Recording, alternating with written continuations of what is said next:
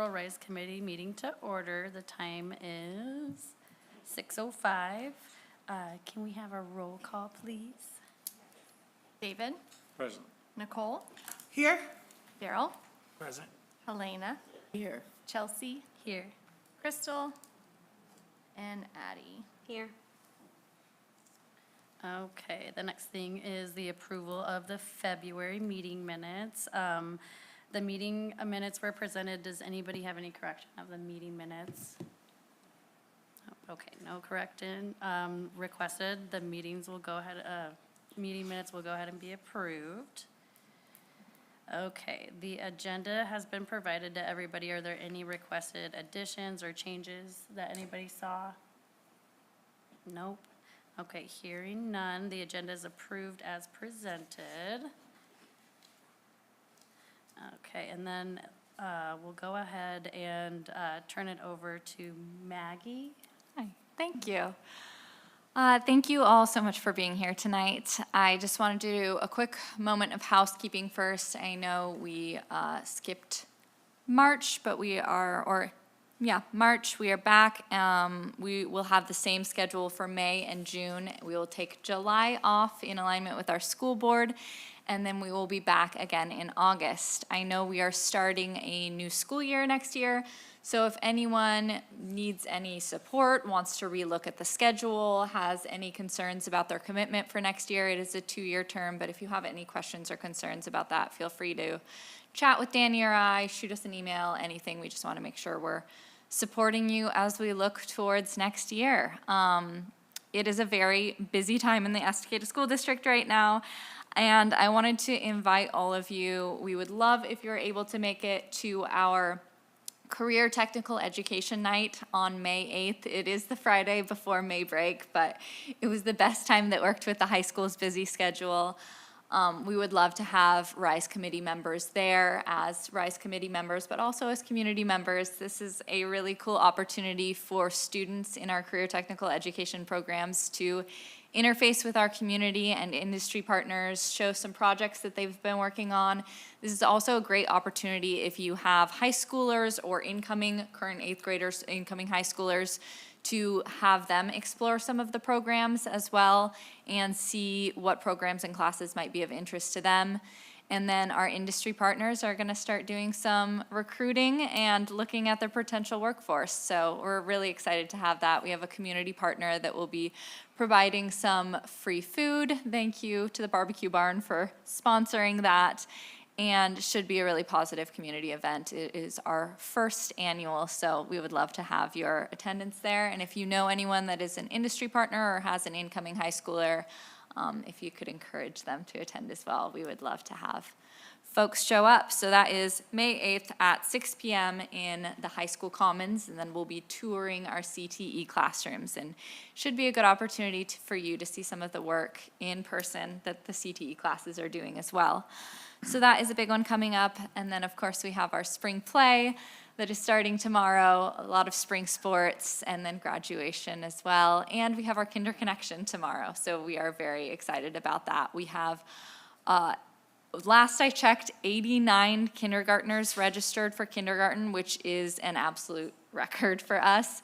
Our logic is usually that we get double the amount of kindergartners that actually show up on the first day of school as registered. So if that logic holds, we will have 180 kindergartners next year, which is absolutely massive. That would be our largest turnout yet. So we will see what shows up, and we're looking forward to welcoming all of our kinders to one school next year. So it's exciting to have that Kinder Connection.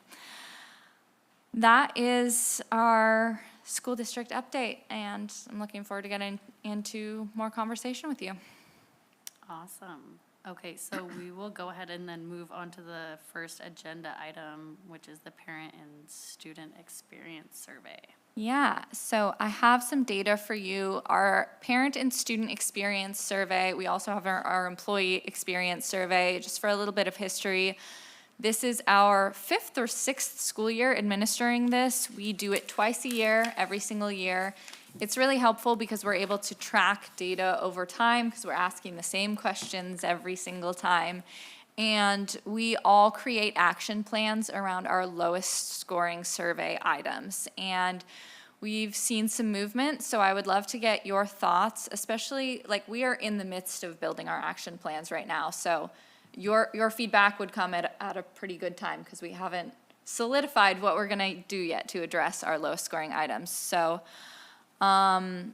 here are our scores. This is out of 5. So our employee survey, anything over 4, by the way. So this is a normed survey that's taken in school districts across the country.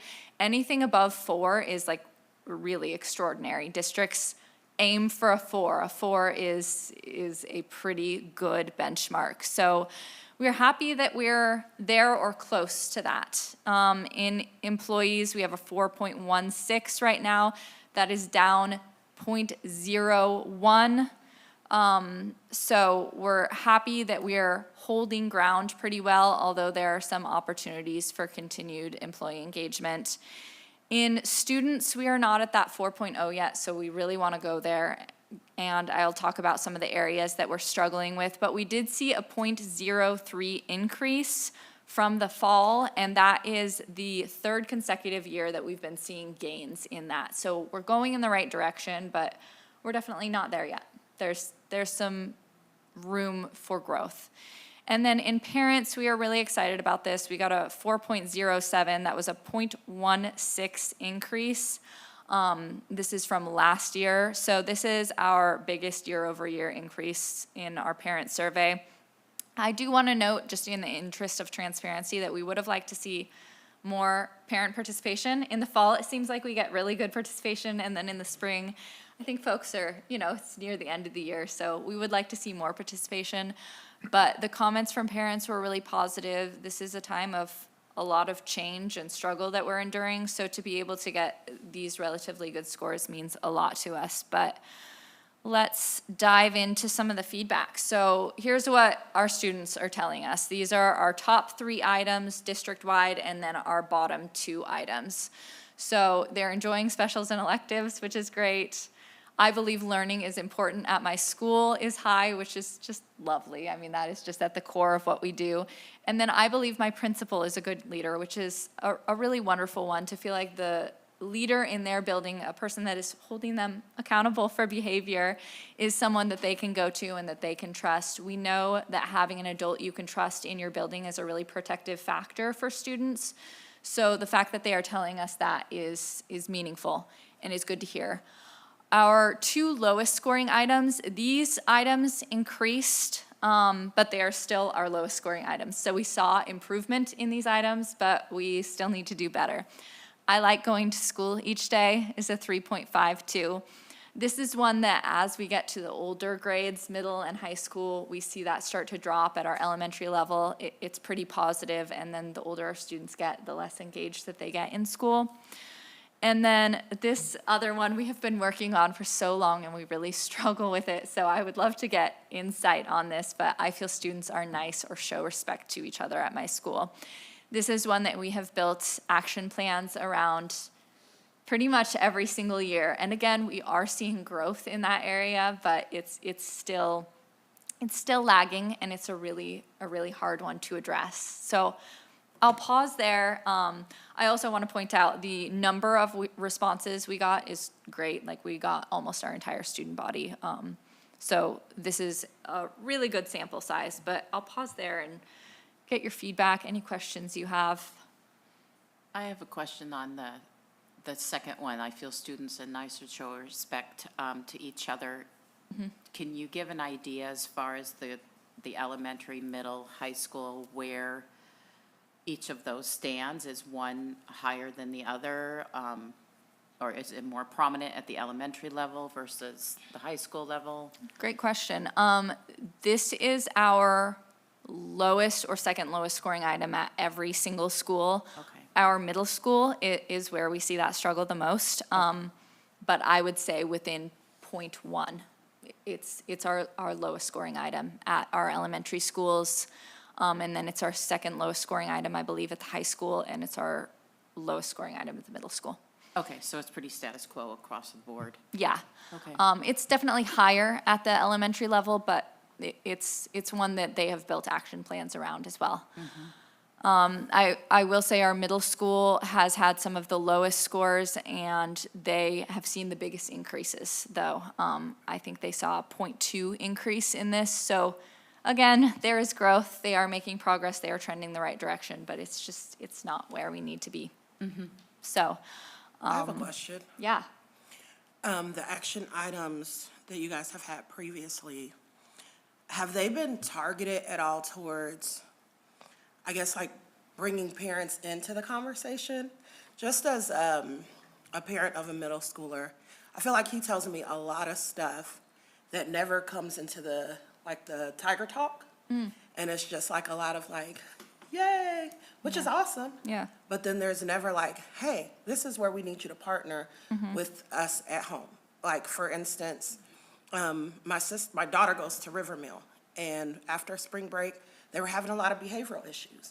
And she mentioned that in the newsletter and asking parents to kind of have these conversations with their kids at home. Just personally, I feel like sometimes when the kids have gotten to this middle school level, they're treated a little bit too much independently.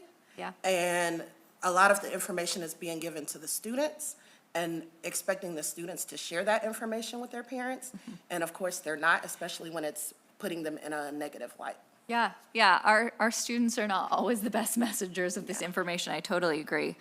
That is one I will definitely bring up with them, and they are having their rollout meeting of all this data to make their action plans, I believe, next week or the week after, so that is really timely feedback, thank you. I agree with that, and it's really helpful to have the example of Rivermill where things are going right, because we do see higher scores at Rivermill, so it's helpful that they can maybe emulate some of the things that Rivermill is doing. Thank you.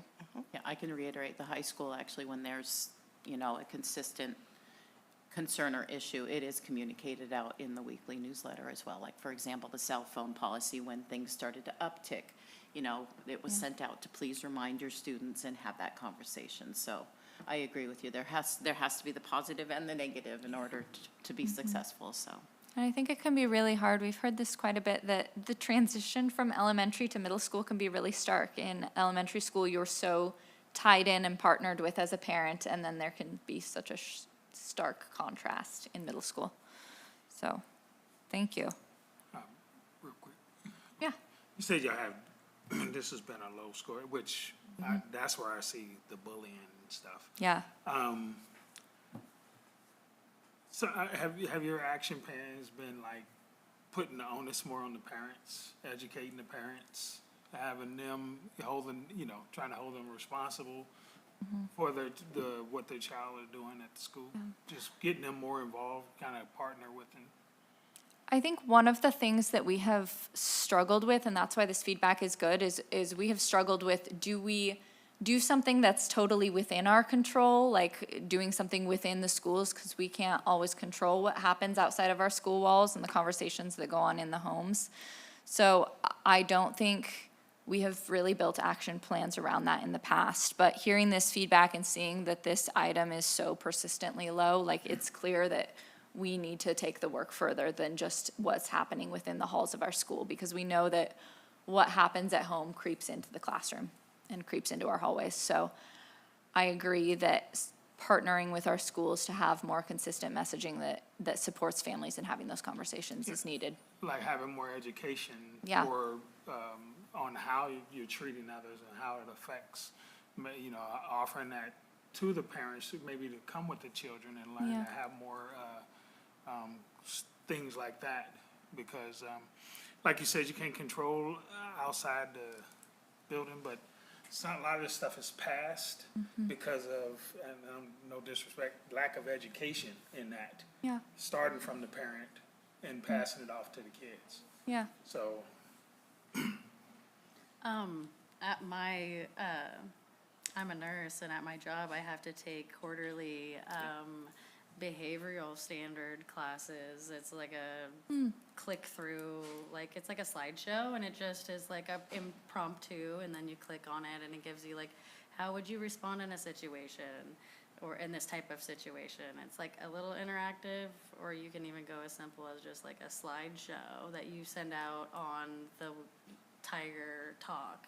That's like, hey, this is a reminder just for like general human decency. Interesting. Just because, I mean, that age group is just already going through so much, like physically themselves and like mentally and emotionally, and like who knows at home also. I just think that's a really good idea, just sending, like, not saying you're not doing good at home, Right. right? Nobody wants to hear that.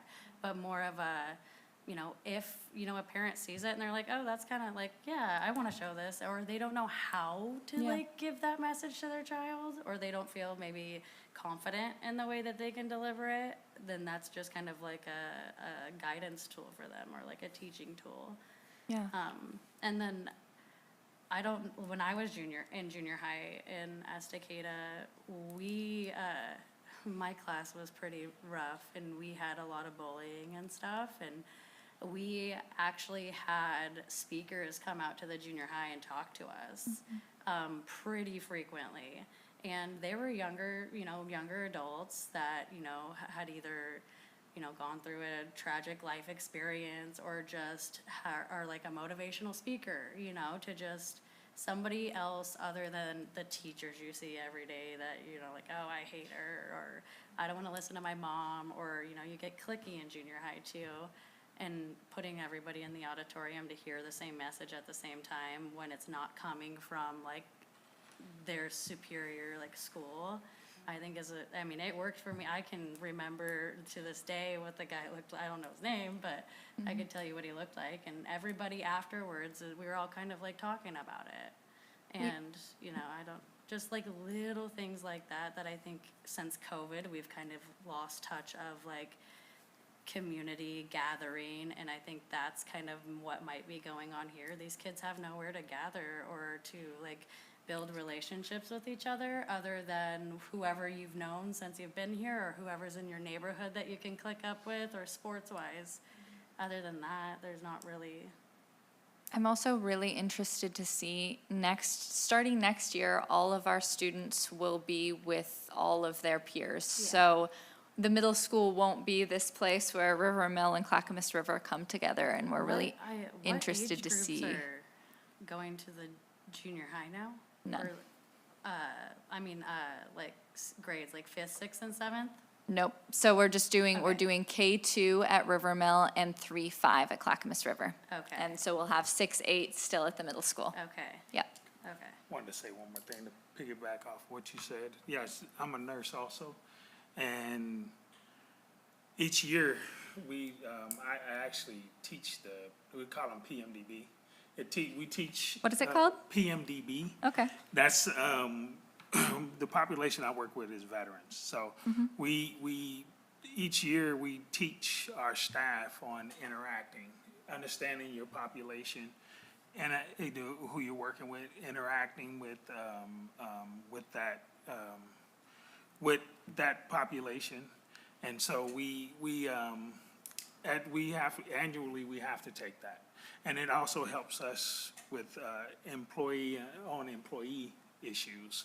It teaches you how to understand the baggage you bring, and understand, try to be more, have more empathy for the person you interacted with. They might have woke up and had a bad day. We teach them how to meet people at a lower level than what we are. You know, we teach them the levels of stress, and then we teach them how to always meet the person that you're interacting with at a lower level if they're angry or having a bad day. So we do that yearly, and that really helps, and we're doing it more often. And we've seen a lot of improvement of, and it's been able to get us, you know, more police, or however you want to put it. It's been able to help get these situations taken care of, because we have a report system that we're able to report when we have these issues. That's good to know. It's like behavior standards, Yeah. I guess, Yeah. right? Yeah. It's like, yes, you don't have to like everybody, you don't have to get along with everybody, but there is like this standard of just respect that we should maybe reiterate, because they are kids, right? Yeah. And they don't, sometimes, you know, your emotions get ahead of you. I mean, I'm just learning that now, you know, to control that. So, you know, I feel some like sympathy for them, but like, it does need to be reminded, because they are children, ultimately. Yeah, I mean, And this is the environment where they are learning how to Right. interact with each other. And unfortunately, they learn that by sometimes having interactions that we wouldn't want them to have, unpleasant interactions. But it's how do you come back from that, like make amends and make better choices the next time around. And I agree that we do a lot of talking, we have brought in speakers, we do a lot of that within the school walls, but I don't think we necessarily expand it beyond to our families at home. And so much of this is happening, so much of students being nice to each other happens at 8 p.m. on Instagram. And so it is important that we have the parents on board as well. We piloted a parenting app this year that was voluntary only to some families. I think we did a pilot of 40 people. And it just talked about how to work through some of these scenarios, how to be a supportive parent in a really tough parenting era. So I would love to check back in. That's one of my action items, is checking back in on how that pilot has gone and if we want to expand that and offer that to all families. I have a question. Two questions, actually. The first one is, as far as, like, I know the counselors were doing, like, units about, like, sexual abuse and bullying, but how specific is it as far as what we're getting from this data right here? And then secondly, you can circle back around to that later, the pilot program, I noticed that it was very limited in being advertised, but I was able to do like the testing part of it, and it was an excellent app. You liked it? And I really felt like Oh, it good. should have been like widely broadcast. Yeah. Because just as someone who really likes using technology a lot, and I know a lot of parents do now, there was a lot of information that you didn't have to go hunting for. It was all organized for you that you could do in just a few minutes' time. It was really awesome. That's really good feedback. Thank you so much for that. Maybe that is something that we need to look at rolling out then on a broader scale. I was going to piggyback, actually, I'm glad you brought that up too, so thank you.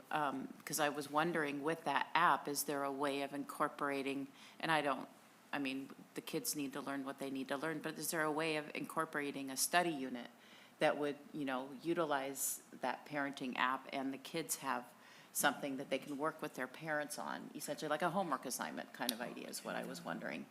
Now that you say that it was helpful too. I don't know the app, but that's the first thing that came to my mind, so. It's interesting that the top data points are all related to school and the bottom two are related to social emotional, but they interact. And that bottom one is entirely to do with golden rules set at home and expectations about how to treat a fellow human being. So you're doing great on the school, and you're recognizing, of course, that only so much is within your control because they're not at school 24 hours a day. Had one question. Are the studies, the responses anonymized? So you don't know who's saying, right? Yeah, it So is anonymous. I have a suggestion that while the respondents are anonymized, is there a way to mark who has and who has not responded to the survey? And the reason I ask is that I must have had 4 or 5 email reminders to complete it and like 5 or 6 text reminders. And I got to thinking, is this a new survey?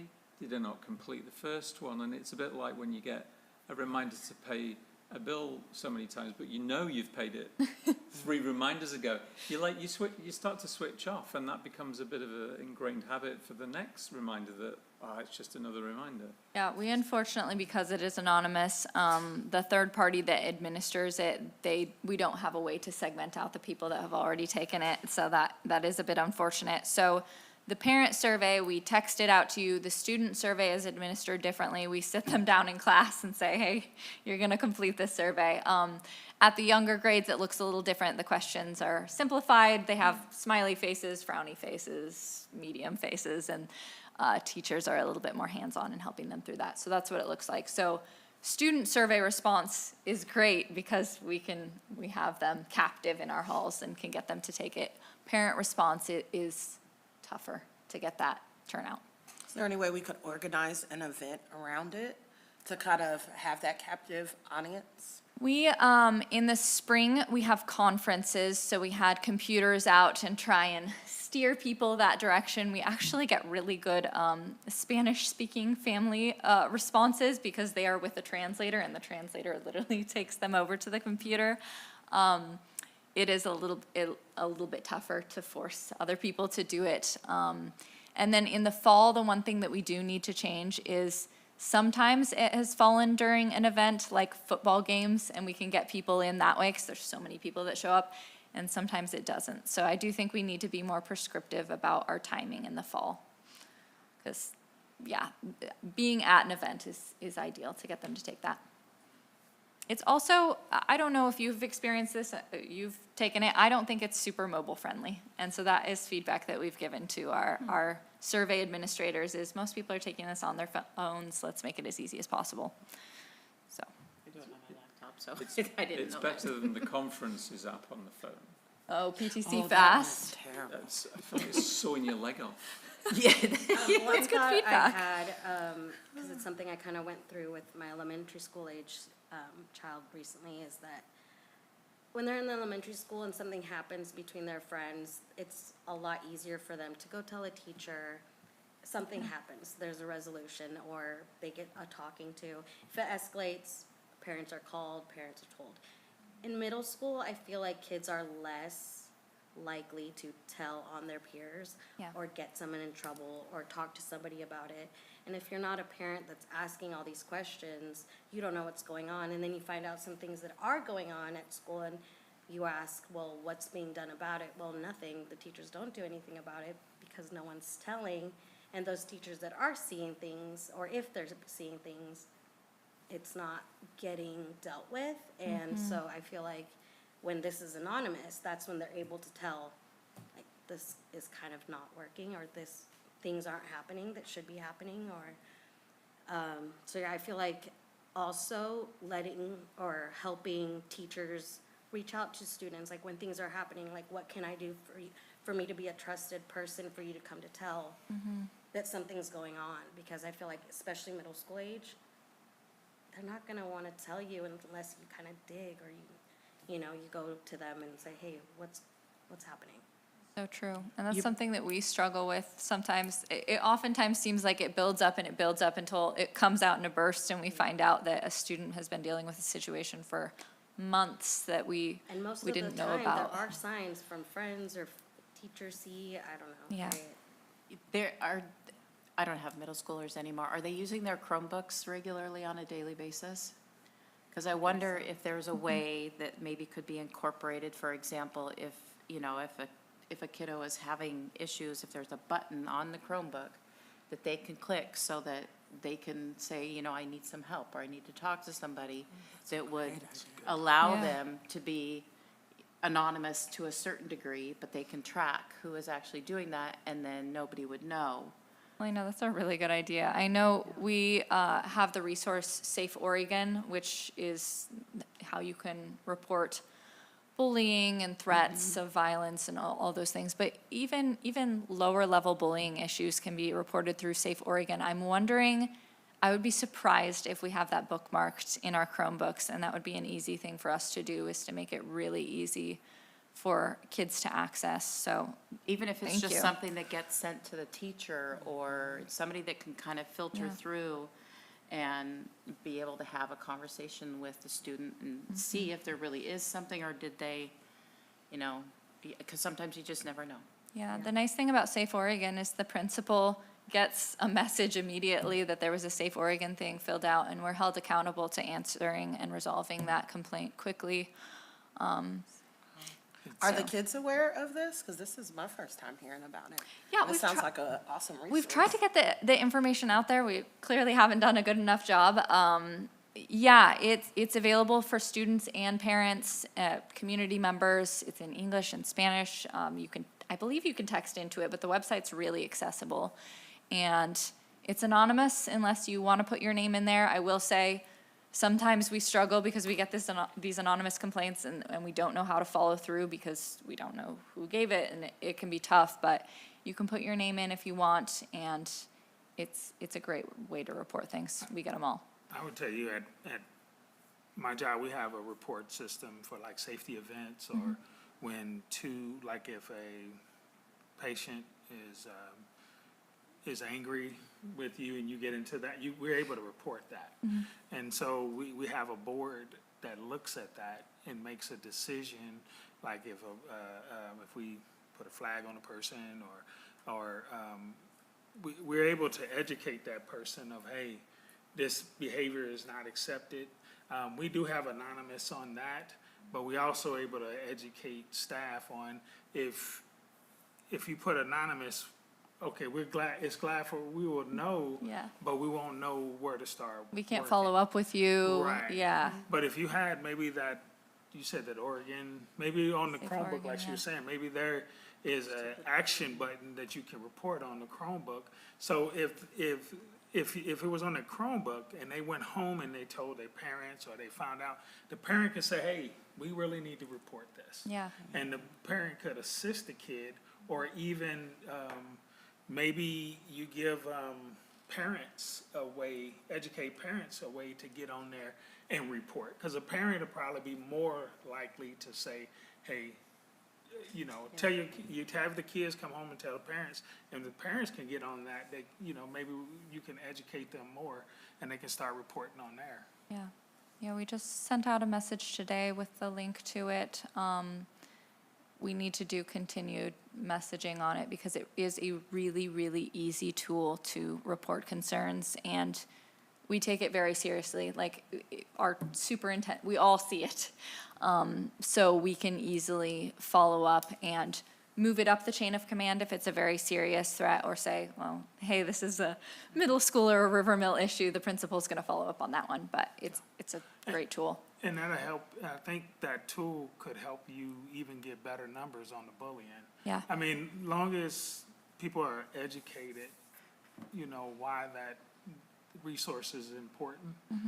Like I said, as we're parents, I have this first time I heard about it. Yeah. And I've not heard about that. Yeah, that's good to know. We could, like, go super old school and put some flyers in the bathroom stalls, like, you know, so the kids, when they're going to the bathroom, can read, oh, this is at work, we call it speak up culture, right? And you can give them just kind of like, you know, if this is happening, like, it's okay to talk to somebody, a trusted adult, and just like break it down like super simple Yeah. for them, and give like that Safe Oregon resource on there too, and let them know that they can do that on there. Just like something short and sweet, like something they just Really read good real idea. quick. Because if you go into a Junior restroom in like high. a public restroom. Yep, I'm always reading those. Yeah, but we should What's on the also, stall? we should also put QR codes on them. Yeah, Oh, yeah, you But can they just can't scan it have real their quick. cell- No, They but no can't.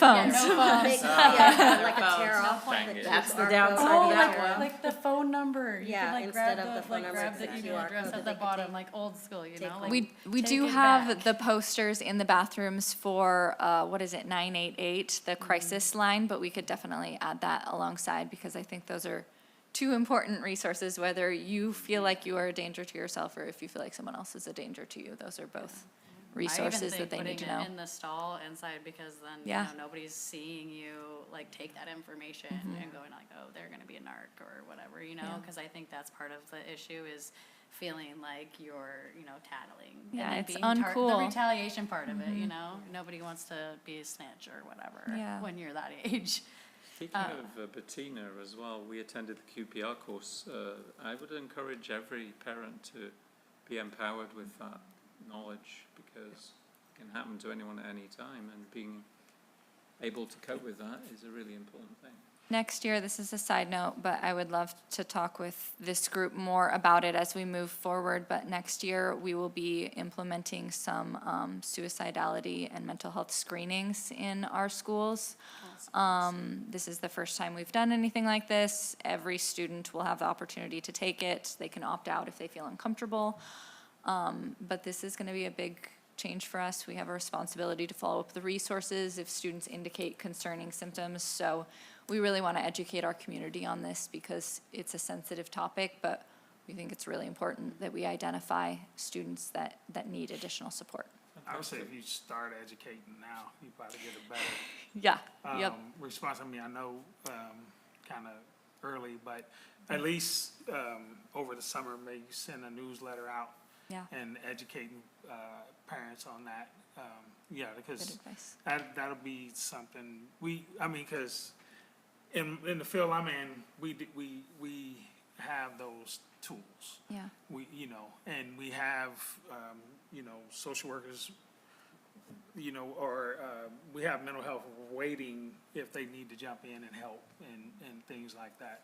So I think it'll be good. And another thing on that reporting system, to get people probably more apt to say who they are, just saying that it'd be confidential, that they won't know who reported it, only you guys will, and just the way the way you handle it. Because, you'll have, most of the time, they'll say, well, who reported? We're not at liberty to say that. And the same thing with us. We just make sure that staff knows that this is not retaliation or in trouble, but it has really helped the culture where I'm at. Yeah, that's good to hear. Are there any other comments or anything, or can we move to the next? Cool. Awesome. Okay, so the next. No, we're still. Sorry, we're still here? I'll go Yeah. quickly over Okay, this no, you're one. good.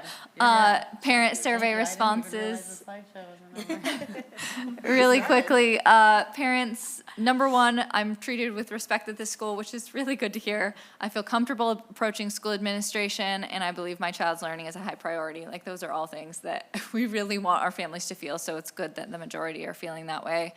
Our two lowest ones, we had one get out of the lowest. It has always been, I receive information about how my child is learning. We saw a big uptick in that one, and so it is no longer a bottom two, so we're really excited about that. But our two lowest scoring items now are I receive positive phone calls and emails, and then I believe school rules are enforced consistently. And this is one that we really want to build work and action plans around because we see a need for it too. Based on actually the feedback of this group and some others, we'll be doing some training in the fall with our staff around consistently reinforcing rules for all students, around bullying, slurs, hate speech, all these things that can happen daily in classrooms. So we're going to be doing some training around that. And I also think there is an education piece with our families on, oftentimes rules are enforced, but due to privacy rules, we can't communicate to other families what has been a result of reporting. So letting families know what goes on behind the scenes, even though we aren't at liberty to say what happened in an individual case, just knowing what our procedures and policies are.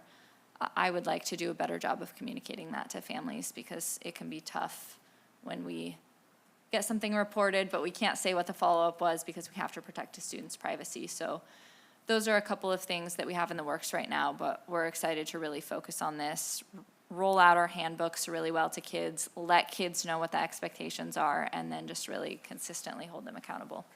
Do you think that second one, I believe the school rules are enforced consistently, potentially could change with the reconfiguration even next year, given that certain grade levels are going to be at different schools? I mean, not that I don't disagree with, meeting with teachers and staff and whatnot, but I just wonder if the data would be different.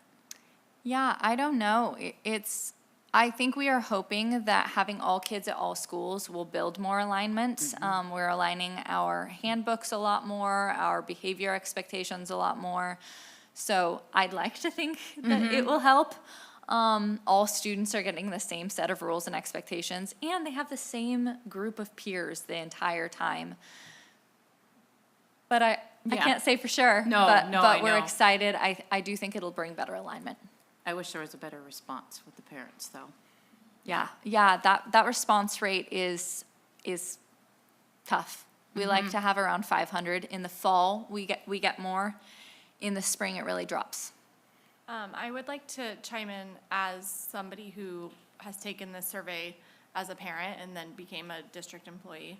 Years ago, what I was pleasantly surprised as I learned about these rollouts is that every comment is read and everything is very important. And while I do want it to be mobile friendly and I want everybody to take it. I want them to ideally take it and really sit down and consider your responses, because it's easy to click through the scales, but when it gets to the end and there are open-ended questions, being able to put in a response anonymously about the things that we're talking about here is really important. And our leadership is reading every comment. Your admin are reading every comment that's posted, and changes are being made based off of the feedback that's given. So something like, I believe school rules are enforced consistently, like, respond accordingly, but go to the end and put in an experience where you see that these things are not equal, and let your experiences be put out to our leadership so that changes can be made. And I think a lot of times surveys feel like they don't get the attention that they deserve, but with this, I see consistently that our admin and leadership are taking it all very seriously. So I would encourage all parents to take it and to take the time to respond accordingly. I have a question. The data that we're seeing, does that get passed along to the parents, like the way we're seeing the breakdown? Because sometimes as a parent, you do these surveys and then you never hear back. Yeah. So is that something that's being kind of really pushed out there in a way where parents are really getting it? That's a good point. We probably could do a better job of closing the loop to make people feel like it's worth taking this. But what we do is usually we do a Facebook Live and we say, hey, here's the responses, here's what we're gonna do about these things. Give us any feedback. Here's the plans from each school. Like, give us feedback. Did we miss the mark? Did we get these plans right? So we do that Facebook Live, and then additionally, every time we make a change, we try and have our schools say, this is a result of your feedback. Like, a lot of our schools send home postcards, and we try and tell families, this is because you said you're not getting enough positive phone calls, emails, and notes, and we really want to take your feedback into consideration. So this is why you're getting these postcards. So we try to do that. I think we could be more intentional about it, for sure. I like the Facebook Lives, but it seems to me, just in my interaction with other parents, that they are not as informed, which tells me they're not really watching those. So just, my opinion, maybe we need to try other avenues as well to catch those people who might not necessarily watch a Facebook Live. I'll try anything. Yeah. Also Send the because flyers home. Or the weekly newsletter that you Yeah, receive. also you can because parents look there's at it. so many like Facebook groups now where misinformation is being shared. It's hard for them to get information like this, but they are getting the negative information. And Yeah. that's kind of, I think, causing some of the disconnect too. Yeah. Yeah, well said. Okay, thank you. Well, I don't want to skip ahead. No, I did already.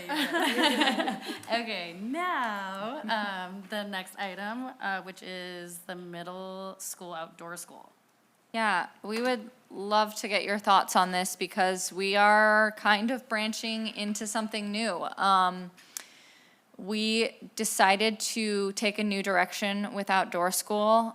We had some feedback, but I want to be clear that this is not just feedback that we've gotten this year or based off of one experience. We have had probably, I would say even pre-COVID, but really post-COVID, the 3 years post-COVID, we have gotten consistent feedback from families and students that they have not enjoyed their outdoor school experience.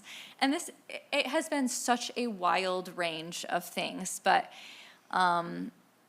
we have had a lot of feedback that students didn't have a good time. They didn't find it to be an enriching learning opportunity. Parents felt uncomfortable.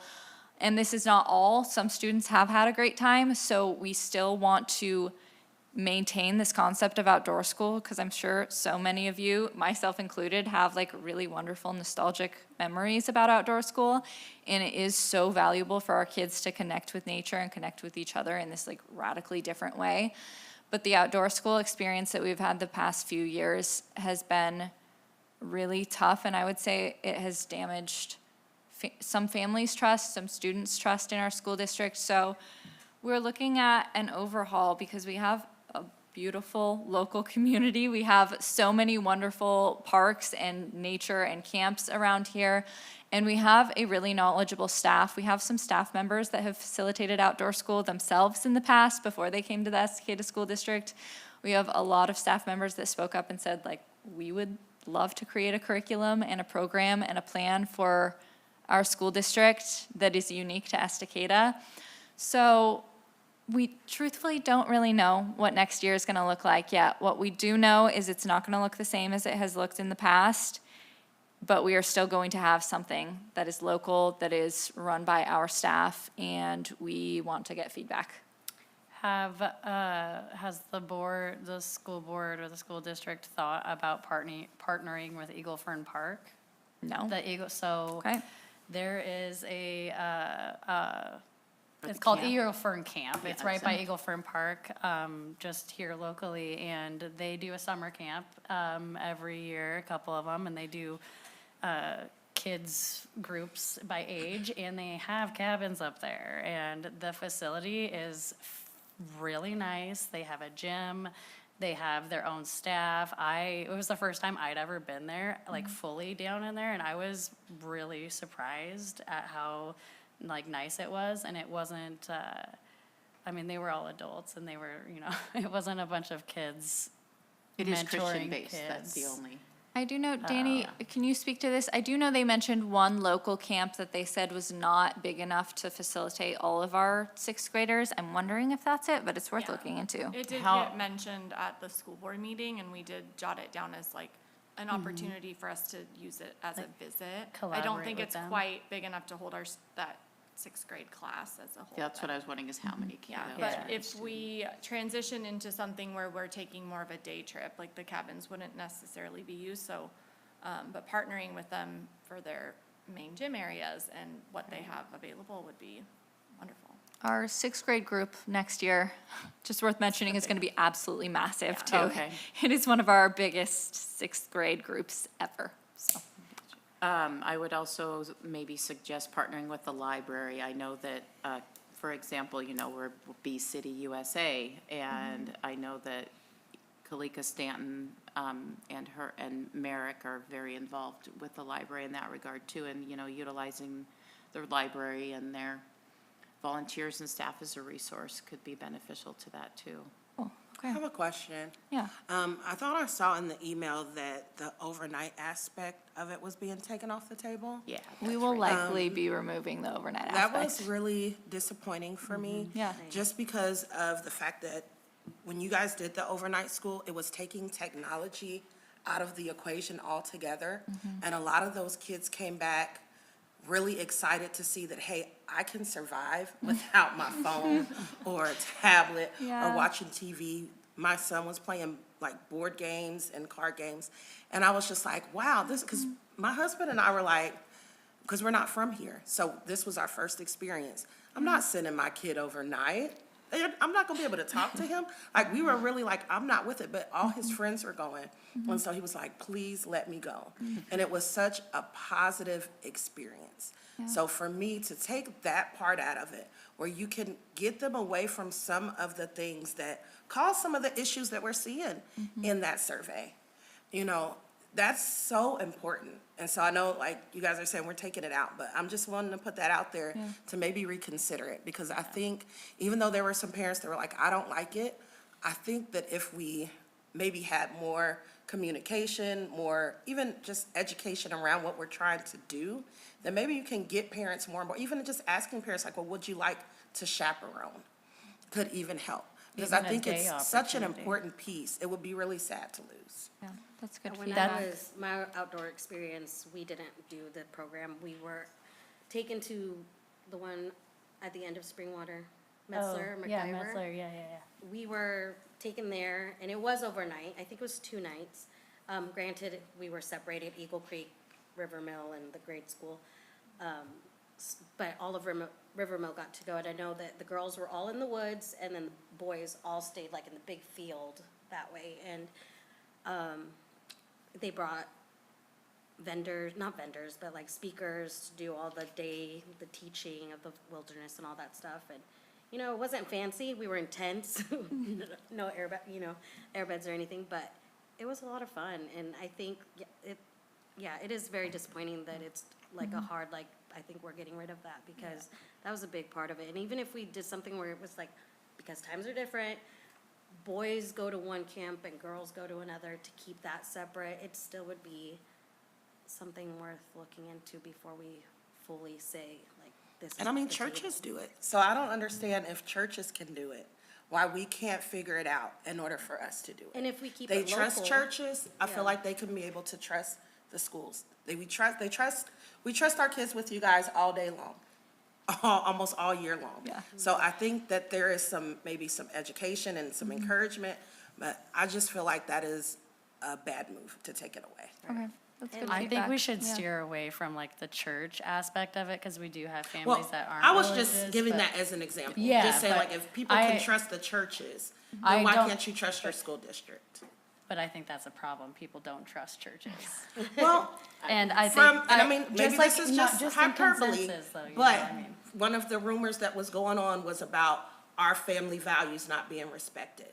And so what I'm saying is, if you can trust your church, if that's what you're standing on, then why can't you trust the values of your school district too? I think just to chime in again on it, as somebody who works a lot with that age group of, and I have a daughter who's in 7th grade right now, I will say prior to anything that happened this school year, the feedback that I got from a lot of the girls that I was around was that they didn't enjoy it, and I am curious, like, prior to anything that happened. And similar to what you said, parents are very uncomfortable about not being able to reach their children, because we are in a generation where I've always been able to check in. When she was a baby at a sleepover, I could text whoever was watching her, and so I felt discomfort when I was like, I don't get to know if she's okay on that night, and when she went, and it was really tricky, and I think that I appreciated that time, and she did too, but I think that that's the struggle that we're in, is that parents are used to being able to check in and be able to get that constant feedback, and kids are able to be on devices. So I think the joy of it feels like it's a little less than maybe we recall when we went. But I think there's a lot of feedback that's been coming back from parents, so it does make it worth looking at revamping to the group of kids that we currently are serving. Like, I think I get nostalgic when we talk about it, because I loved my experience, and I was in a tent with River Mill too at McIver, and it's like, it is such a different time, and what kids need to feel like their time is valuable is going to look a little different now, so. I have one more question, just real quickly. No, go for it. Are we the only school district that's revamping, or are there other districts that are pulling away from it? There are other districts that have changed. One district that comes to my mind, and maybe this is something that we examine one district this year. I think the challenge that we are having is there are parents that have such a different spectrum of trust. There are districts that would trust us to take their kids on a month-long trip, and there are parents that get nervous even sending their kids to school every day. And I think we have to honor that parents are at a different level with that trust, and we can try and build more trust, but that is just the reality of where they're at. So there was a district this year that parents could opt to have day trips, or they could opt to stay overnight, and the children that had opted for day trips, they would transport them back to school at the end of every day. Parents would pick them up, and then they would take them back to the camp the next day. And then some students did stay overnight. What that district found was that the vast majority of parents just opted to do the day trip, and it was such a small group of students that opted to do that overnight. But that was a change, for example, that one district did this year. Has the OSBA provided any legal advice about the liability that schools face of an overnight trip versus a day trip? And the reason I ask, I'm kind of putting my old board chair hat on here, is that when you look at the metrics in our survey, the two data points that were the lowest are the ones that you would want to be the highest on an outing away from school, away from home for the night, because anything can happen on those kinds of trips. And I just wonder whether schools, with the atmosphere in society, whether they are finding that there's an increased liability and risk for the school by having an overnight stay. Yes. Yes. Yeah. It can also be challenging. We have some staff there, but for the most part, this is an outside program that we are trusting to watch our students. And that's been a tough one for us to sit with, because it's not, we feel the responsibility of keeping these kids safe, but then we're handing them over to another entity. And so that is one of the main things that prompted us to think, and maybe this looks different, but let's bring this in-house. Let's have this be our staff, Yeah. because then you're holding us accountable and we're the ones that are Right, there it's with the kids. not loco parentis, it's. Yes, yeah. But yeah, anytime there, especially the overnight factor, the sleeping factor, multiple days, yeah, the liabilities and risks do compound. I was gonna say, parent chaperone may not be a bad idea, because there are some parents who are outdoorsy and want to, probably teach their kid and pass things on.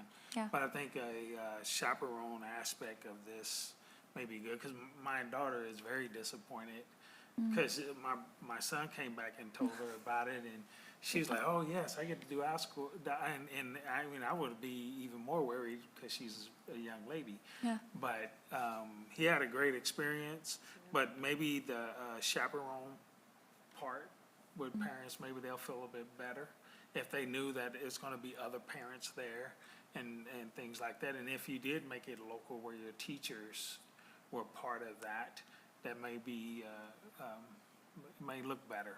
Yeah, and I agree to your point. If we have it local, maybe there will be more opportunities for folks to attend, because they're not having to take 5 days off of work and drive to the Closer. Oregon coast. Yeah. It's just local at McIver Park, so it's a really good point. Well, and of course, we always want your feedback, but I think opportunities for families to provide feedback so that we can really look at the risk versus the reward for what is important to the students, and what you as a parent mentioned, devices and not having their cell phones. And something that I valued as a mom was like my daughter getting time away from me. I coach her in softball and I'm with her all the time, and I work at the school. So like the last thing I want to do is go be a counselor there too, because I think it was good for her to like get away from me for a little while. So I think if we can get a good idea of what parents are looking for and why they think it's valuable, and what students need to make it feel valuable to them.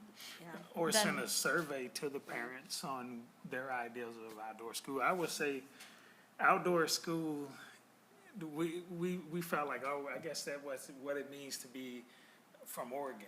Because in Texas, they don't do this. Yeah. And so I think that Yeah. if we just have a knee-jerk reaction Yeah. and say that we're gonna take it away, you're taking away a part of Oregon Yeah. from people. Because Oregon, when you look at it on the map, we say that's outdoors people. You get what I'm saying? So taking outdoor school, I was like, oh, my kids get to, understand what it means to be from Oregon. Because And not everybody has parents that participate in those things. Yeah. And so it gave them the opportunity to, enjoy some of the beauty of being in Oregon, which is what I appreciated. Yeah. One thing that just came up thinking about it, like parents not having trust, not being able to communicate with their kids. I sent my daughter to Trout Creek Bible Camp a couple years ago, and one thing that they did is they had this app, and I know like kids aren't gonna have their cell phones, but if we have parents that are going, there's this app that parents could download, and throughout the day, they're uploading pictures of your kid, and they're tagged, so you personally get the pictures that your kid is in, and so you can download them, you can Cool. keep them. And you can't communicate with your kid, but you're seeing what they're doing throughout the day, what fun they're having and stuff. And so I got a bunch of pictures from her for her 4 days that she was there, and I like that. We had That's that good. at, we had that at Sequoia Antiqua's and if grade the school, parents and that are it's really going, good. they are the ones uploading it to Yeah. the app.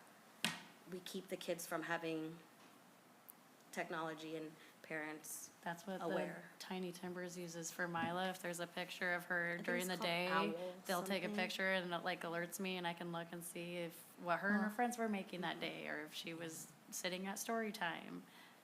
That's awesome. And That's yeah, good it feedback. alerts me on my phone and tells me if she went to the bathroom, if she had an accident, if she, had an injury, like any little thing they can just update, and it's just like a little blurb. It's not like a whole paragraph. This is what happened. But if you have questions, you can message on there, and That's great. just with like the administrator or whatever of it. I have one more thing that I want to bring up. I forget what the name of the elective is at the middle school, but it's kind of like where they go to go fishing and they do like all this outdoorsy stuff. yeah. But it's an elective. And so my son is in band. So he has to be in band for both semesters. So he misses out on that. And he was really sad when they came back with their fish and they're like cooking it. So is that maybe something that you guys could look at as an alternative, is of having that as something that every kid takes so that they don't miss out on that? Because that was a really cool class. Like, Yeah. I'd never heard of that. Yeah. I thought that was pretty awesome and unique. Yeah, I mean, the tough thing about electives is we can't edge into the core classes, so we do only have so many electives. But one thing that you do bring up, I was so surprised. Clackamas River used to take this trip out to the Timberlake Job Corps. Like, it would be their kickoff to summer that they would do with the fifth graders, and this was a big tradition, and they would go fishing there. And the amount of kids, with all the water we have around, the amount of kids that would say they've never been fishing or they've never been out to the water, even the river, amazed me. So I do think we should look at experiences like that and how can we integrate those type of experiences into our own outdoor school experience. So that's like the type of feedback that I would like to hear from parents, is like, what core experiences do you want your kids to have during this that we 'Cause need to it's integrate? not just the experience, it's actually teaching a skill. Yeah. Which is really important. I know a lot of people who during COVID, that was how they fed their families. Yeah. Was they would just go fishing. And that's a job trade too. Like fishermen make good money. Yeah. Okay. This has been really helpful. Thank you. Does anybody have anything else to add? Only one little thing is, I guess I see this program evolving over time. Yeah. It's not gonna be, whatever is set for next year, it's not gonna be the same for the year after that or the year after that. So with all the ideas, that are even been discussed tonight, yeah, I just hope that people would understand it's not gonna happen overnight. And this is not the last time we'll be discussing Oh, this with you. exactly. Because we want to build this, get your feedback. Did we miss things? And then to Daryl's point, like, how can we integrate our community and our parents into this more? If we're gonna have this local, how can we use local parks and local folks to help oversee this? Nice presentation, by the way, that we put this together. Thank you. Okay, anything else, guys? Nope. Okay, the next thing on the agenda is the budget. Okay. Tough one, and please stop me at any time if you have questions, but we are in budget season right now. I want to thank Helena and David, who will be serving on our budget committee. I believe that's coming up in the first week of May. May 5th. Yep, so we are looking forward to reviewing the budget. Our budget team has been really working on that, but it is a tough financial time for school districts across the state right now. It has been a tough time for many districts for many years. We have been fortunate because we are pretty good with our finances, that we haven't been in a pinch like many other districts, but we are starting to see the struggle, and we want to communicate it transparently and get your feedback on how we're communicating it and how we're making budget decisions. So for this school year, we are really fortunate. We're ending the year in the black. This is like our savings account, is what we call the end fund balance. We'll have around 9% of our budget is the end fund balance. In Oregon, the recommendation is 5 to 10%. In smaller districts, they want more of a savings account because it's less money, if that makes sense. So a boiler could go out and it would cost a ton of our end fund balance. Especially also because we have older buildings, the likelihood of a roof or a boiler or something breaking is higher, so we just need a little bit more cushion than some other districts. So we are happy that we are ending with a healthy end fund balance this year, and we will not need to make any cuts, layoffs, anything like that this current school year. There are many other districts that are not in that position. There are teachers and staff members in other districts that are receiving pink slips this week, next week, weeks ago. So to keep this year status quo and stable, we are in a much better position than some other districts. As I said, our peers are really struggling. Salem-Keizer cutting 9% of their workforce. Union members packing into board meetings, massive layoffs in other districts, mid-year budget cuts in another district. So we are not alone, and we are in a healthier place than many other districts. One of those reasons for that is because of enrollment and staffing. So this has been a trend, this is since 1990, but you'll see the number of increase in students versus staff is really disproportionate. The number of students is growing pretty moderately, and it's even declined since COVID, but the number of staff is increasing a ton. And the reason for that is noble. It's fewer students with greater needs, but it is creating a massive budget issue. So in Oregon, you'll see that trend is even greater, a massive increase in staff, a small increase in students, and you'll see kind of in that 2020 range, things start to go down a little bit for many districts. Portland Public, for example, an increase in staff, but a decline in students. And so they are getting less money for students, but they're spending more money on staff members. Where this happened most acutely was we got ESSER dollars during the pandemic, and many districts chose to hire people, even though that money was temporary during COVID. And then when that money went away, they had staff members that they couldn't afford to pay anymore and had to make some pretty devastating layoffs. Just some other districts, you'll see the trends continue, and these are districts that are cutting pretty severely. So in the Estacada School District, our staff have also increased. We know that we need to do a good job of supporting students in the classroom. We need to bring on more staff. But we've also seen a massive increase in students, so that has helped as well. So you'll see our numbers. I'm not sure why that line cuts off, but our staff increase is about 34% right now. So it's increased just a little bit over the last couple of years. So our student and staff number is staying closer to each other, which really helps our financial position. We've tried to be really mindful of that. But we're still having a hard time, and here is why. Our expenditures, I'm sure many of you are experiencing this with your own budgets, our costs are rising higher than our income.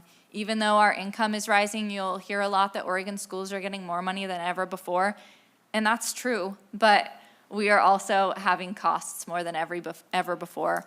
Our staff, they negotiate in their unions to get raises. We have step movements of staff, health insurance, PERS costs, retirement costs, I'm sure you've seen the headlines, are really substantial. One thing I didn't include here, but one thing that is really killing us is things like utilities. I'm sure you all understand. I think I saw a stat that our monthly utility for energy and electricity is like $70,000, which is hard to wrap your mind around, but these are old, inefficient schools, and we really try to make them as efficient as possible, but we're heating some really big spaces. And so when energy costs go up, it impacts all of us. When fuel prices go up, it impacts our buses. Food costs, it impacts our cafeteria.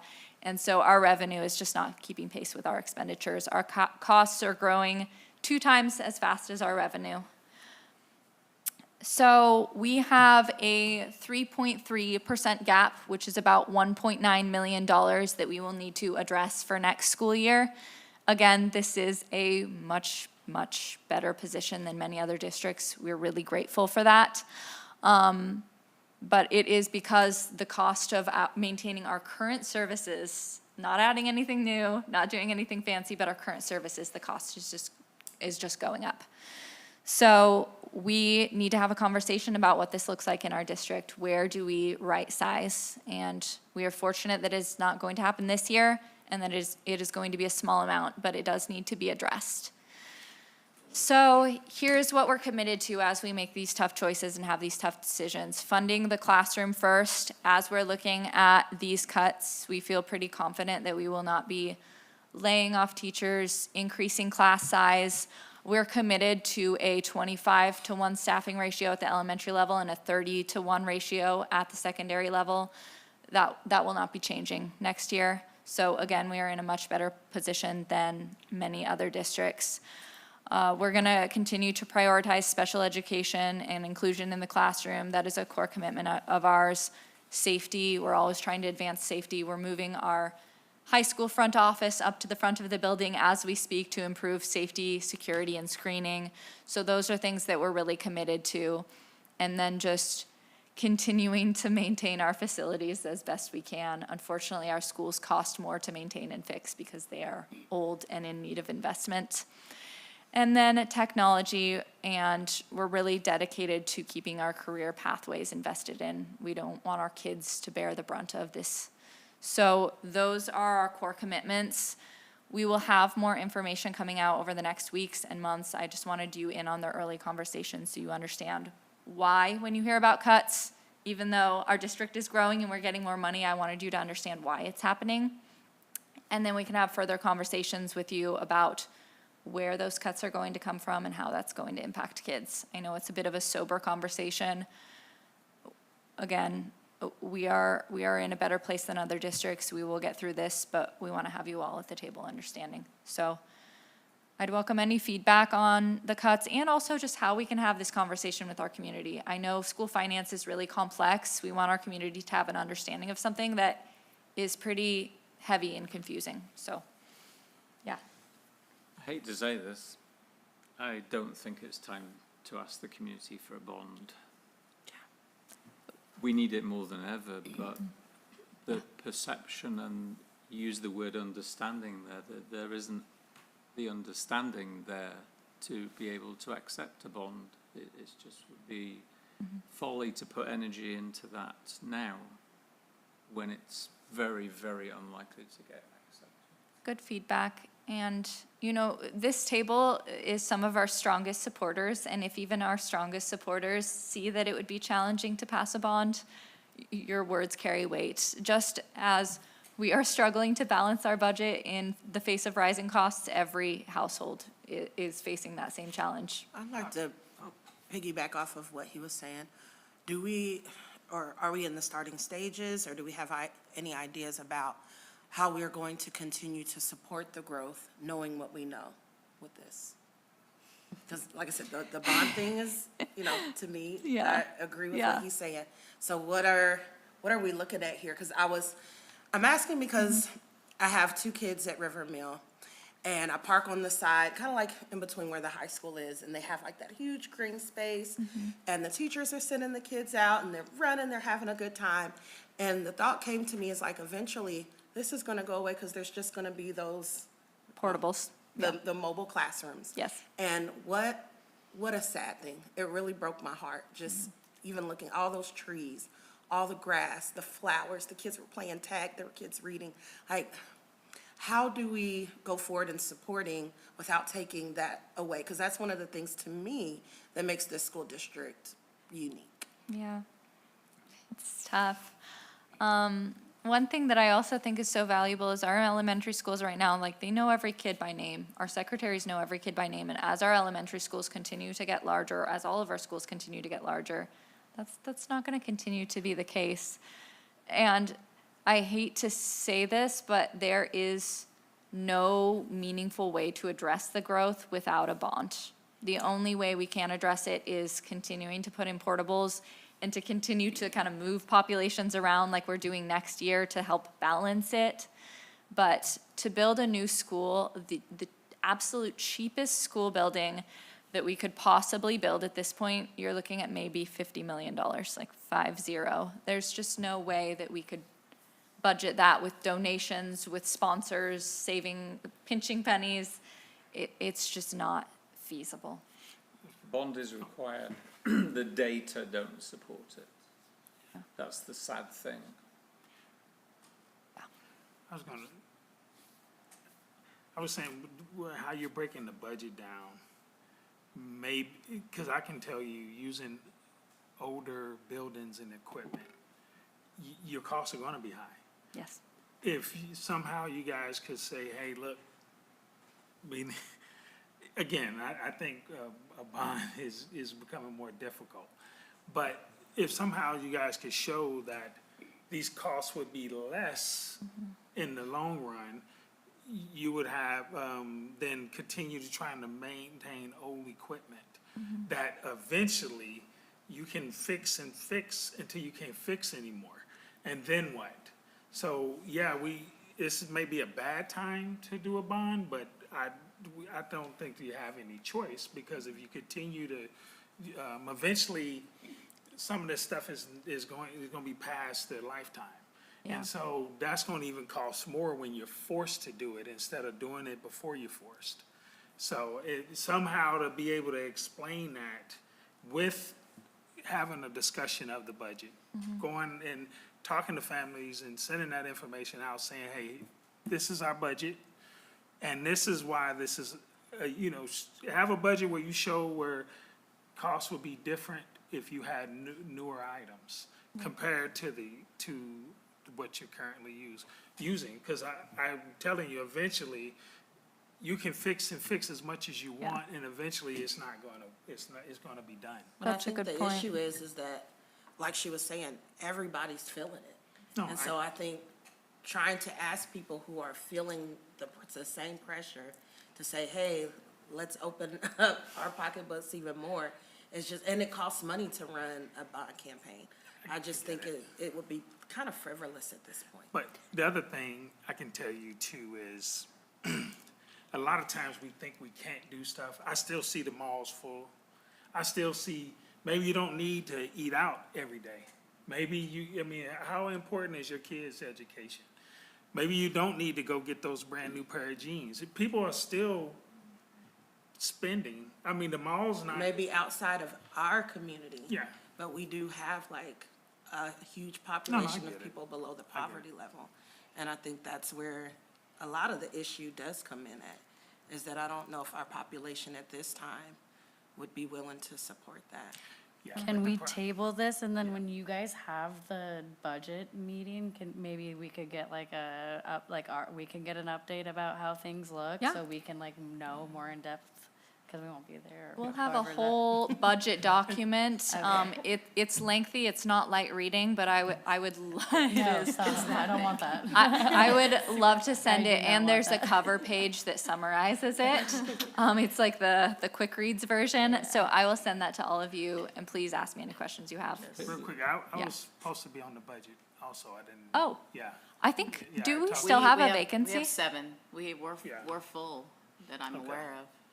Supposed to be I on don't some know. budget. Let me make a note of that and look into that. Would you send me so sorry.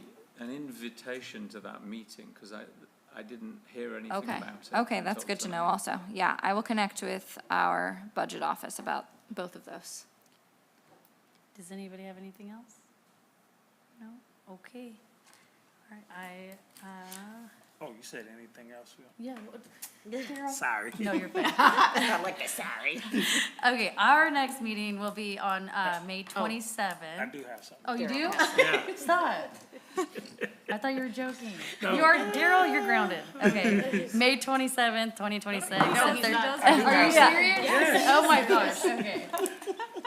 Youth sports. I'm sorry, I just had. No, you're I- fine. I have to jump in. if you had a good I know, I'm sorry. Tell me about it. So youth sports. Okay. I've been coaching. I think they need to relook at, if it's the same individuals that's getting on the travel team. And everybody is paying the same amount. Okay. I think if the people that is not on the traveling team, they should pay a lesser amount. Because especially in the 7th or 8th grade, we had nobody to play. We played each other. And we did more practicing this year, and we paid the same amount as people that were on the traveling team. So I think that they need to make they need to make a decision, maybe pay a fee at the front. And then whoever makes the traveling team, they have a set pay where once they make it, they pay more. And then if you're on if you didn't make the traveling team, you pay less than people that's on the traveling team. Because there's kids that's been on doing this for 5 years and have never made the traveling team. And they're paying the same amount, and I just don't think that that's fair. Yeah. So, No, you're fine. I actually had emailed them, so I'll show you Oh. an email I got from them. Actually, Okay. I I'm curious. just went on my own. I was like, what's going? Okay, we good, everybody? Okay, yes, All right, yes. okay. May 27th here. If there's no further business, I'll adjourn the meeting. Thank you, guys.